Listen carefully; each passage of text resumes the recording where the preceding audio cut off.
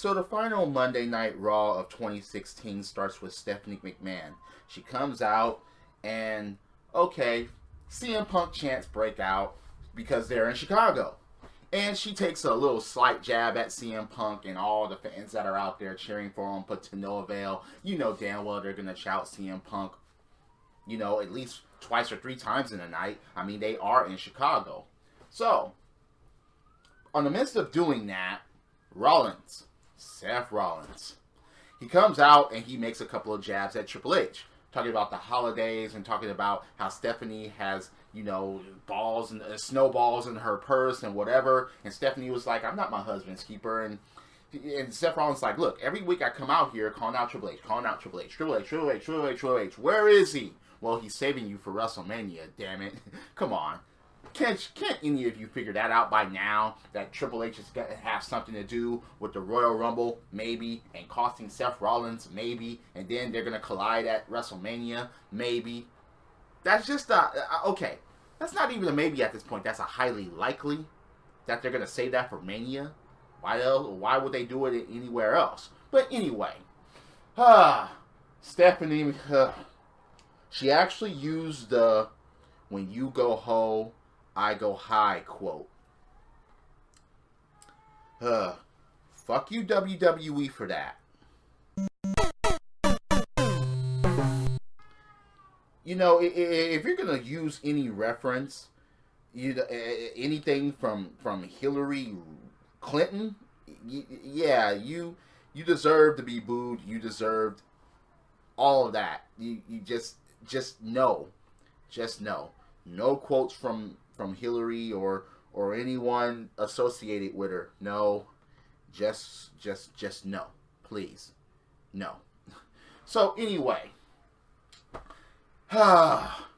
it's funny. Seth Rollins called Triple H maybe the biggest coward of all time. No. That goes to the Miz. That pussy. Anyway, you got Seth Rollins that wants a fight. So, Stephanie, all right, okay. Before even all that, Braun Strowman came and interfered in the match last week, and that's well noted.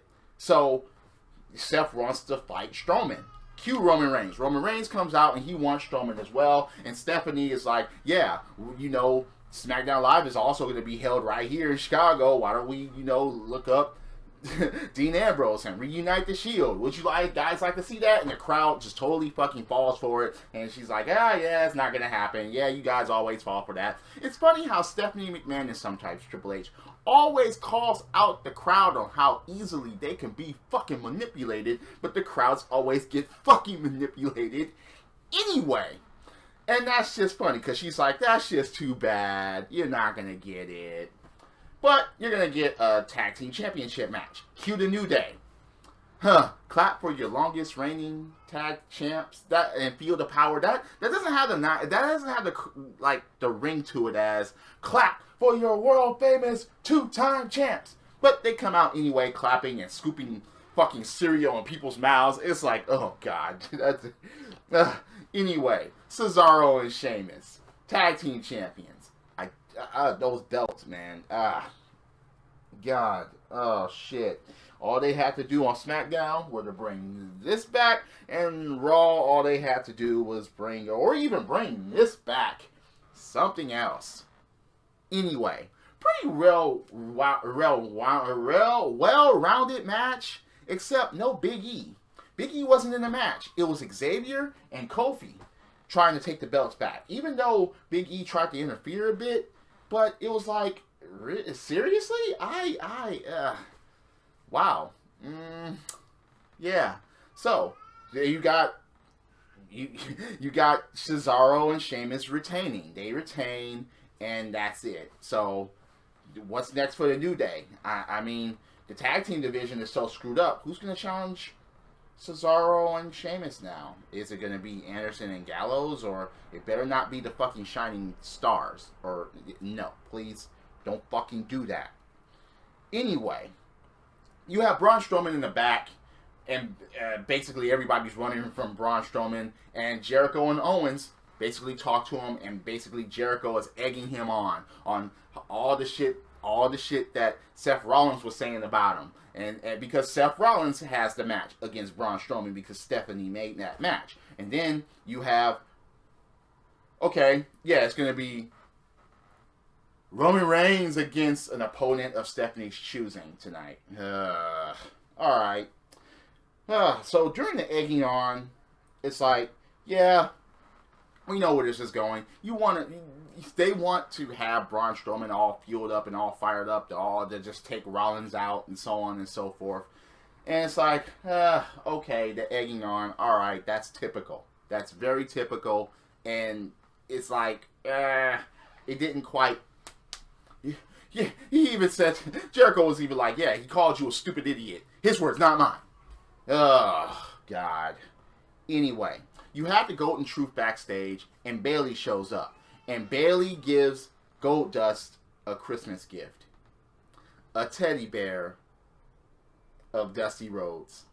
It was a Dusty Rhodes teddy bear with polka dot shirts on it. The American Dream, baby. And I was like, that was cool. I was like, that was really fucking cool. But it didn't cut to a commercial there or go to a match there like it should have. Anderson and Gallows pops up and fucking Anderson rips off the fucking head of the teddy bear. Come on, guys. I understand that you're heels and all, but you can't. It just that just didn't. No, just no.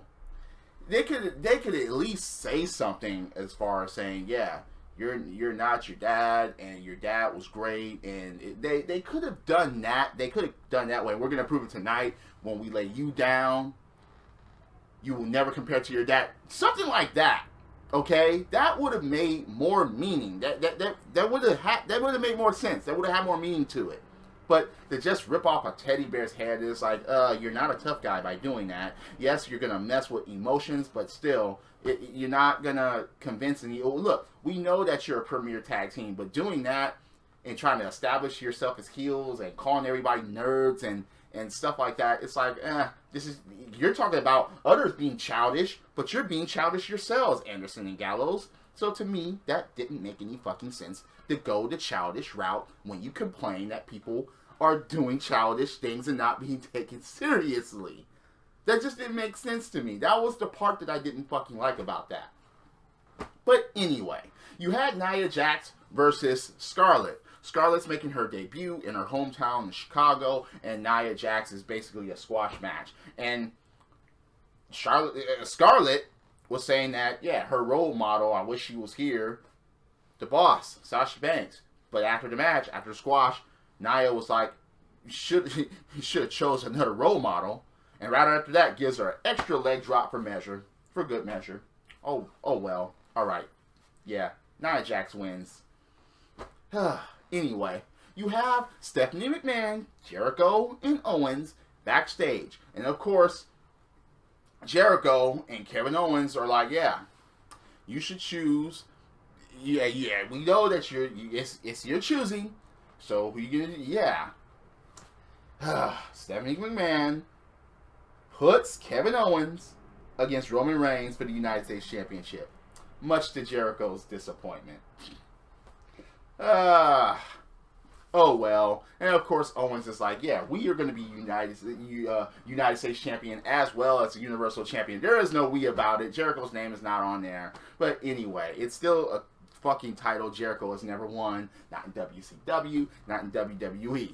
You know, it's just... But yeah, I guess he's never going to win it. But anyway, you have Bayley that goes to the ring and she talks about pinning Charlotte, you know, for the third time. Cue Charlotte, though. Charlotte comes out and she shows the replay of her shoulder being up and the controversy last week. But then she goes a route that shouldn't even be necessary. She said, she says that, yeah, talk to my lawyers and we had your victory expunged because of that.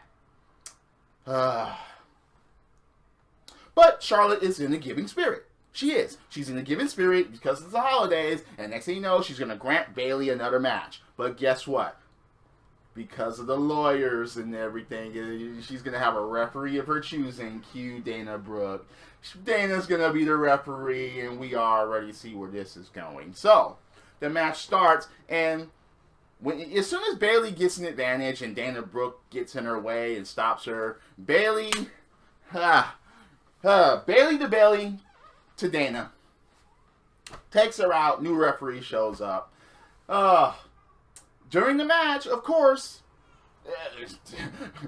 Charlotte tries to get the upper hand and all of that, and she was going to put on the figure 4 or the figure 8 or whatever, gets kicked to the ropes. Bayley to Bayley. 1, 2, Dana pulls out the fucking ref.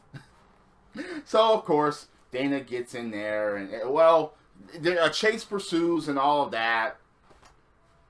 Bayley gets rolled up. Fast count. Feet on the ropes. Charlotte wins. Heel tactics, heel tactics, heel tactics. Even though Charlotte doesn't fucking need it. She's already proved that she can do shit alone. That's just the fun. But what? She can't beat Bayley alone? Anyway. But it was funny because before the match, they were talking about how, you know, every time that she would talk to Charlotte about being women's champion, Charlotte would, you know, see that Bayley would have tears in her eyes, and Charlotte was secretly laughing because they know that it wasn't going to happen, or, yeah, she just dreams. And Bayley was even talking about, yeah, she always dreamed about being women's champion. So, it's time to replace that replica with the real thing. But I hope that happens, maybe at WrestleMania. But damn, Charlotte hasn't lost a single match at pay-per-view, so it'll most likely be on a fucking episode of Raw. But anyway, oh god, Sami Zayn and Braun Strowman will have a match next week, a last man standing match. Because, of course, Braun Strowman was just looking for Sami Zayn. Looking for him. Where is he? I want him. And next thing you know, Stephanie gives him Zayn next week and tells Braun Strowman, hey, yeah, when you have your matches against Seth Rollins tonight, pretend he's Sami Zayn. Look at him, you see Sami Zayn, and destroy. Yeah, okay, fine. Hyping up Braun Strowman. So, last man standing match for next week. First Raw of the new year. Alright, fine. You have TJ Perkins versus Neville. And TJ Perkins had the upper hand for most of the fucking match, which was kind of entertaining. But then Neville, heel tactics, rolls him up in a very peculiar way and pulls the tights, so Neville wins. And Neville says some very interesting things in the microphone afterwards with his interview. He was like, look, it seems that leaving bodies in your wake, everybody wants to talk to you. Yeah. He's like, it's because of you Americans. Yeah, you want to talk bad about my accent and all that. Yeah. Now, you wasted your chance to see real talent. It's like, okay, all right, fine, heel tactics, yeah, heel interview and stuff like that. But it was funny because Braun Strowman left bodies in his wake, and now people want to talk to him and interact with him. And same with Neville. I think that's kind of interesting that Neville said that. But anyway, speaking of leaving bodies in their wake, you got Enzo and Cass. They replay all the shit from the fucking sensitivity training from last week, and you get Enzo in a wheelchair. Yeah, Cass rolls out Enzo in the wheelchair. Now, look, I like Enzo and Cass. I really do. But whenever they come out, well, for the most part, when both of them come out, they fucking take too fucking long on the fucking microphone. It's too much talking. It is. I understand they got jokes. Couple of haters. I understand that they gotta get to their punchline and do their intro and do their little stick. But it lasts way too fucking long. And it's funny how the crowd isn't totally into it when they go on and on and on and on. Keep it funny, but keep it short. So we can be interested in what's going to happen next. Because by that time, we weren't fucking interested. I doubt that anybody would be interested anyway, because Rusev come out. Rusev Bashka. After Cass calls him out, Enzo is in a wheelchair outside of the fucking ring. So, you got fucking Cass calling out Rusev. Rusev comes out with, guess who? Jinder Mahal. Oh yeah, fine. They attacked Enzo last week, so they're going to do it this week again. They come to the fucking ring. Enzo, wheelchair or not, battered up, gets up from the wheelchair, and this just totally proves that Jinder Mahal is just like, no. He's just like nothing. Nothing. He gets thwarted by fucking Enzo, a battered Enzo at that. He gets pulled off the fucking apron and gets hurt. And Rusev is getting his ass whooped by fucking Cass. And it's like, damn, this is why I didn't want Enzo and Cass feuding with Rusev in the fucking first place. Unless Rusev chose somebody worthy to work with him to attack Enzo and Cass and so on and so forth, this wasn't fucking going to be worth it. It just wasn't. Okay? They even did a whole, from the steps onto fucking Jinder Mahal, who mysteriously ended up in a fucking wheelchair for a comedy angle or whatever. And yeah, Enzo, working off, he's playing with the crowd with his injuries and so on and so forth. They showed bruises on the Titantron. I wonder if those bruises are actually real, but yeah. But anyway, in this as soon as fucking possible. I mean, Enzo and Cass were supposed to be a premier tag team, and then you got Rusev in singles competition. Rusev is not going to be teaming up with Jinder Mahal and going for the tag team belts, or is he? Is that actually going to fucking happen? Anyway, you had the Shining Stars go against Bo Dallas and Darren Young, and Braun Strowman comes out. Thank God. I didn't want to see the Shining Stars. I didn't want to see Bo Dallas or Darren Young, and Bo Dallas completed his sensitivity training. So now his whole bad believe in Bo shtick is over. No. So, you got Strowman. He comes out, he destroys everybody, and basically waits into the fucking ring for Seth Rollins for the next match. So, you had Seth Rollins versus Braun Strowman. And it got to the point where Braun Strowman was actually getting the fucking upper hand against this former WWE United States and Tag Champ.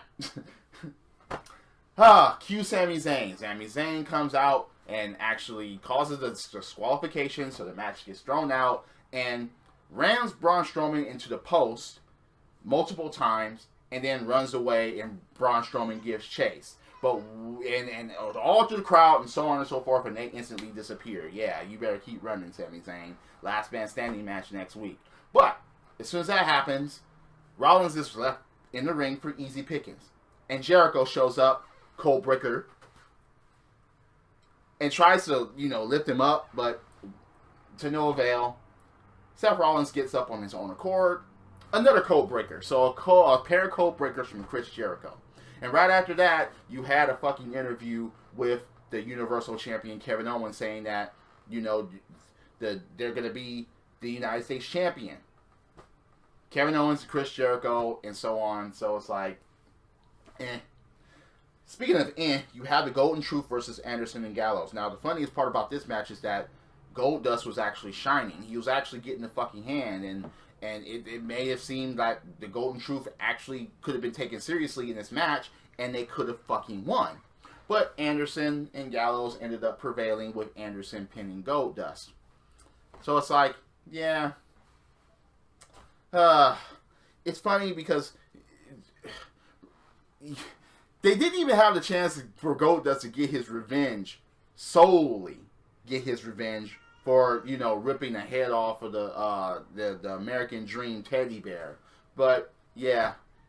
Come on, guys. Could have done better than that. Rich Swann versus Daivari. Now, it's funny how you have Live 205, and then you have the Cruiserweights on Raw still. Oh, well. The Cruiserweight Champion, Rich Swann, he, makes quick work of Daivari. It was kind of quick. It was kind of fast. And Swann accepts the challenge. He accepts the challenge for Live 205 against Neville, and then immediately Neville attacks him from behind and just attacks. Actually, this happened at the top of the fucking aisle, and actually had him go to the ring, and you get Neville doing the red arrow right on the back of Rich Swann, and it's like, heel tactics, yeah. So you're gonna see a wounded Rich Swann most likely on 205. And this is going to be for the Cruiserweight Championship. It's like, all right, fine. You know, just hype it up as best as you fucking can. So, you had a Daivari Jack Gallagher segment backstage. And this is one of the funniest things I've seen in a while. Because Daivari called Gallagher a scoundrel. And Gallagher was like, retract that statement. And Daivari wouldn't. So, Gallagher pulled out a glove and just challenged him to a duel. Oh, God. Fun. But what type of duel is it going to be? A wrestling match. Anyway, you had the final match of the night. Kevin Owens against Roman Reigns for the United States Championship. Now, Jericho was out there and trying to do his usual interference, but it's not like he came to blows or anything like that. Honestly, I was just like skimming through this match because I just didn't want to see fucking Roman Reigns. I just didn't. And I was like, he better not fucking win this. No. He better not win the Universal Championship at the Royal Rumble. He just better not. But Roman Reigns retains.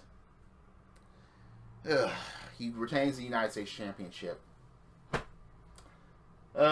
Even the coolest part of the match is when Owens used the fucking cold breaker during the match. But Reigns just kicks out.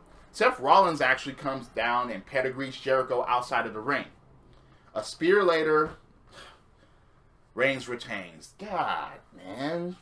And then after the match, you get Rollins with a pedigree to Owens, and then a fucking a spear to Jericho by Roman Reigns. And that ends the show. Not the pedigree with the spear. Even now, they're trying to put Roman Reigns at the top, at the spotlight, at the end of the fucking show. Come on. Look, I'm not a fan of Roman Reigns by any means. And even though he kind of made sense years ago, but now it's just like, no, just no. What did you guys think about the show? Do you think that it was okay, the final Raw of 2016, after all that's happened this year, and they ended like this, and so on and so forth? It was just a mediocre show to end a mediocre year in WWE. I mean, WWE had its high points, like AJ Styles becoming WWE champion, or Dean Ambrose actually reaching the Holy Grail, or when Roman Reigns got dethroned.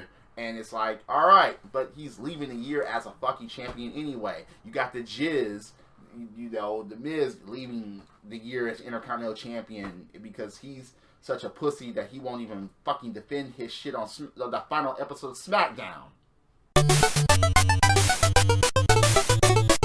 But yeah, they had their highs, they had their lows, and it's like, for Raw to end like that with Roman Reigns doing the final move, it's just like, goodness. Drop kicks, body slams, throw motherfuckers over top rope, both feet hitting the floor. Yes, I'm a wrestling fan. This is the theme. And I'll see you next year for our Raw review report. But before the year ends, I'll be doing the SmackDown review report. Credits.